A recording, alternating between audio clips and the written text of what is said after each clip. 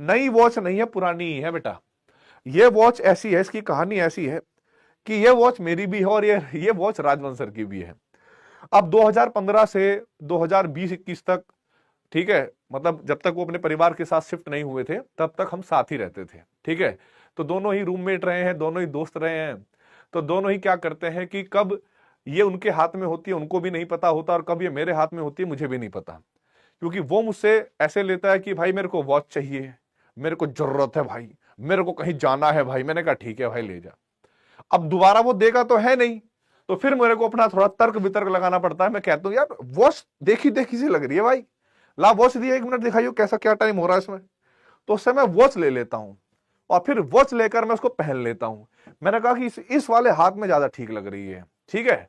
क्योंकि देखो कानून के लंबे हाथ होते हैं और कानून के लंबे हाथों को चलने के लिए समय की जरूरत पड़ती है। मैंने कहा तू तो यार देखो अभी तेरे हाथ में नहीं लग रही है बढ़िया, ठीक है। तो अपन एक काम करते हैं, तू मतलब उसको घुमा फिरा के कहानी में, आ चल तेरे को चॉकलेट खिलाने चलता हूं। चल ठीक है भाई, चॉकलेट तो खाएगा नहीं तू, चल एक काम करते हैं पिज्जा खाने चलते हैं।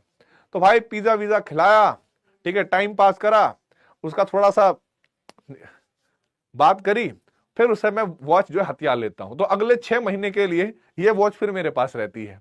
फिर उसको किसी शादी ब्याह में जाना होता है तो फिर कहता है भाई मेरी घड़ी नहीं मिल रही। मैंने कहा भाई देखता हूं कहीं पर तो होगी।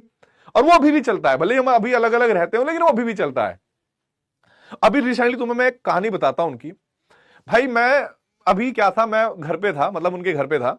तो वहीं पे आंटी भी थी, राजवंत भी थे, राजवंत के फादर भी थे और मैं भी था।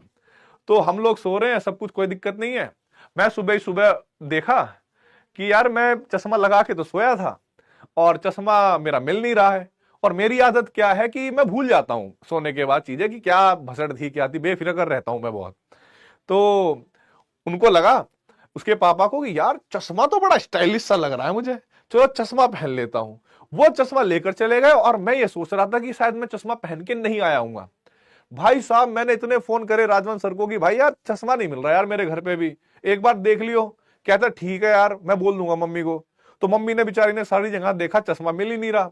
अब 2.5 महीने हो गए भाई, चश्मा मिल नहीं रहा, और यही चश्मा है वो, ठीक है, जो मैं पहन रहा हूं।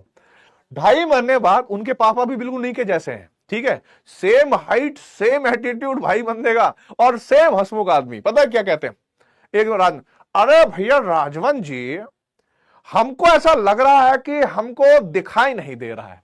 यह बात उनको 2.5 महीने में पता चली कि हमको दिखाई नहीं दे रहा है। कहते क्यों? अरे चश्मा थोड़ा सा ब्लर दिख रहा है, अब हम लगा रहे थे तो बढ़िया था, अभी अचानक से हमें लग रहा है कि हमें आई टेस्ट करवाना पड़ेगा, ठीक है। और फिर राजवंत ने बोला कि पापा एक बार चश्मा दिखाना। अब चश्मा लगा के देखा, पापा आपका नंबर कितना है? कि भाई नंबर तो भूल गए पर वो था। कहते ये चश्मा आपको लगता है आपका है? कहते नहीं लगता भी नहीं है मेरा है, पर फिर भी बढ़िया तो लग ही रहा था, स्टाइलिश सा लग रहा था तो हमने पहन लिया। तो भैया ऐसे राजवंत है और ऐसे राजवंत के पापा है, 2.5 महीने तक इस चश्मे को लगा रहे हैं। दूसरे आदमी की आई साइट है, दूसरे आदमी का चश्मा है, लेकिन स्टाइल जो है वो कम नहीं होना चाहिए। और फिर चलो भाई चलो ठीक है। फिर उसके बाद उनका फोन आया कि भाई तेरा चश्मा मिल गया है 2.5 महीने बाद। मैंने कहा भाई थैंक यू सो मच।